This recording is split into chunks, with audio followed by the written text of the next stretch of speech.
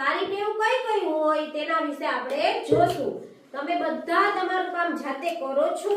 હા. સરસ. તો આપણે જોઈશું કે તમે કયું કામ જાતે કરો છો અને કયું કામ મમ્મી પાસે કરાવો છો અને કયું કામ ટીચર પાસે કરાવો છો, બરાબર? તો સારું કામ જો આપણે કરી, આપણું કામ આપણે જાતે કરી તો આપણને આપણું કામ કરવાની આદત પડે. શું પડે?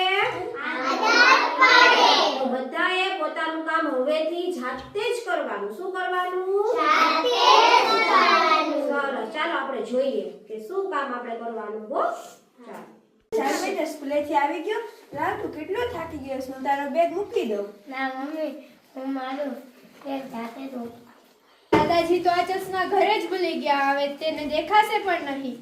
કોણ દેવા જશે? લાવો મમ્મી, હું દાદાજીને ચશ્મા દી આવું. બેટા, મીઠું લઈ આવી દઈશ. લાવો દીકરા, તું ટીવી જો, હું તારા માટે દુકાનેથી પડીકા. ના, ટીવી નો જોવાય, પડીકા પણ નો ખવાય. હું મારું હોમવર્ક કરીશ.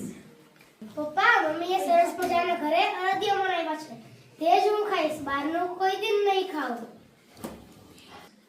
સરસ બેટા, ઘરનું જ ખાજે.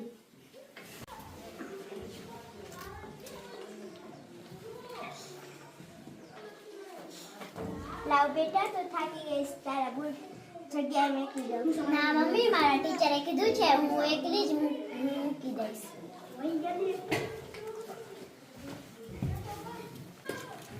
મોબાઈલ જતા જતા ને ખાવાનું, હું મારે જાતે જ ખા લઈશ.